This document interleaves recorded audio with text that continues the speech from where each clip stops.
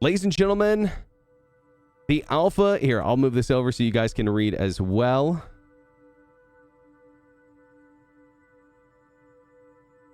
Because there's a little bit here. The Alpha 322 patch watch is ready for takeoff. I'm going to skip this. This is just filler text. Our insights for feedback. In Alpha 320 and 321, your first glimpse in master modes. An experiment with Arena Commander game modes. Our main learning and data feedback was, following initial changes, combat is closer and feels more engaging. I did feel like it was too nose to nose. It did feel closer, but it also felt very nose to nose. Removing the rule. Sorry about that. Removing the rule that weapon size must be reduced by 1 if attached to a gimbal. Right. So now gimbals don't decrease the weapon size. What they do is they make the weapon like slower to aim, so it's really not going to work in PvP. This had no negative effect on balancing. There's no clear advantage in input methods over each other. Okay, I'm not sure about that, but if they're saying that, that's great. Tricording limit in general works, but is too restrictive outside mouse and keyboard input devices. Interesting. And that might be because why it's so nose to nose, by the way. In a 1v1, players sometimes feel locked in with no other options than a DPS race. That's exactly what I'm talking about, by the way. Yeah. That's exactly what I'm talking about. Based on the data we received from your play sessions, we've adjusted the playtest for Alpha 322. We've updated the IFCS features, flight model tuning, and weapon properties. Furthermore, Alpha 322, we will not only focus on dogfighting and life fighting, Gladius as a testbed, but public tests also collect and analyze much more data from battles with different types of ships. The Vanguard Heavy Fighter, Super Hornet Medium Fighter, and Buccaneer Medium Interceptor. Wow, interesting that they're calling it that now. I've always kind of known it as a light fighter.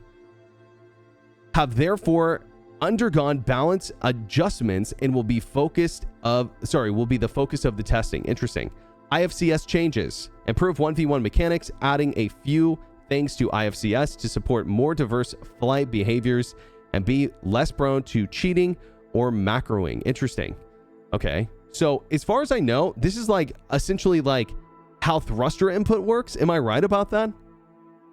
And like how like ramp up for thrusters work? Okay, I'm just making sure. So this is like how engines power up, like accelerate based on your input to the game, and how they move and function and all that. So the change was when a ship is controlled with digital inputs like a keyboard, the movement is actually simulated. This is literally what we've been begging for so long, actually. That's great. This means a simulated stick or throttle cannot move from 0 to 1 in one frame, or 0 to 100 is what they should be saying. This moves it out in general and helps with pip wiggling, which was a big problem. It's not as big of a problem anymore, but it's great that it's definitely not a problem. Here we go. Here's the second change, boost ramping. Boost can now be ramped up and ramped down. For example, it's not immediately at full strength. Again, we've been asking for this forever. This is great. Ramp up boost. This reduces pip wiggling, and ramp up and down times can be balanced independently for each ship. Okay. Next one is boost direction modifiers. Boost modifiers can now be applied per boost direction, not just per axis.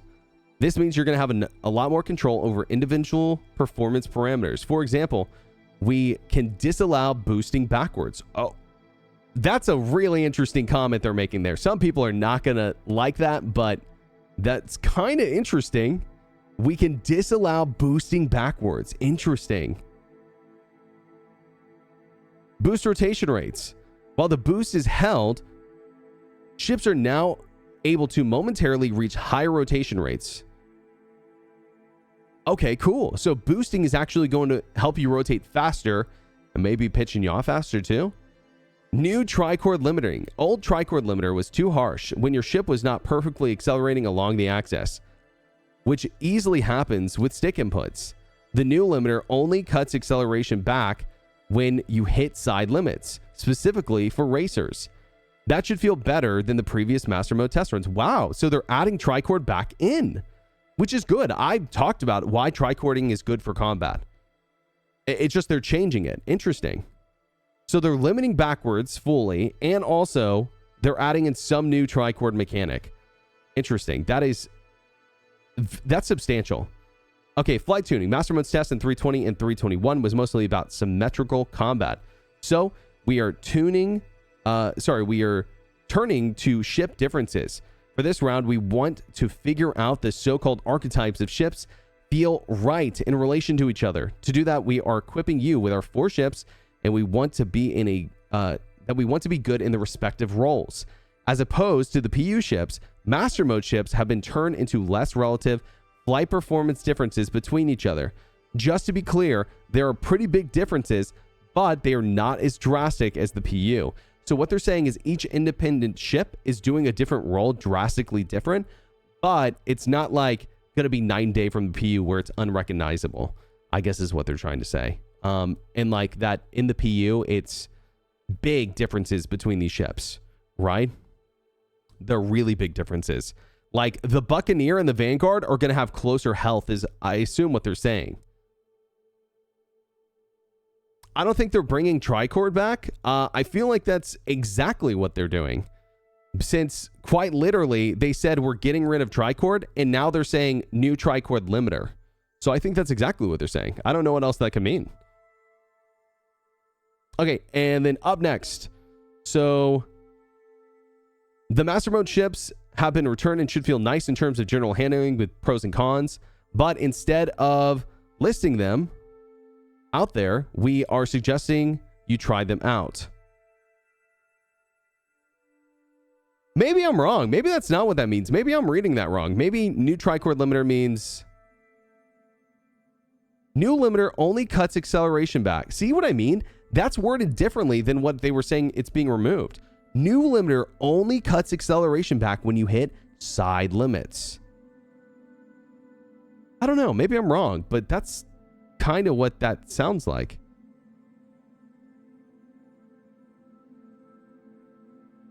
I don't know. Okay, we'll go test it out after this. How's that sound? I don't know if this is like up to date. Okay, so Gladius Light Fighter, it's agile but can't take a lot of beating.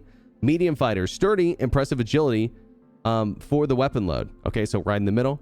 Medium Interceptor, it can't turn well, but forward speeds are like no other. Heavy Fighter, it's not the fastest or most agile, but it's higher damage than all the others. See how they're saying rock, paper, scissors? A lot of people have this idea. They go, well, it's a heavy fighter. It should be better than the other ones. Well, only if they're sitting still, right?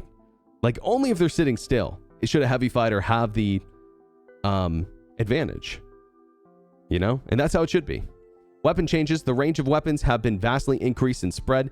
Was added to all of them. You can now hit targets from multiple kilometers away, allowing to break up flight patterns. Gatling guns will now heat up so they cannot fire forever. Interesting. Cool. Arena Commander, there are four different dedicated experimental modes in AC. They exist in addition to the normal AC modes. Master Mode Squadron Battle, Master Mode's Classic Race, Master Mode's Endless Vandal Swarm, and Master Mode's Free Flight. Cool. I would say all that looks really great. Yo, DJ. Excited for your team, bro. I mean, I know you're not in charge of the changes, but this seems great for AC. Cool. Awesome, guys. That is the 321 patch watch ready for takeoff. This is the update to Master Modes. Very cool.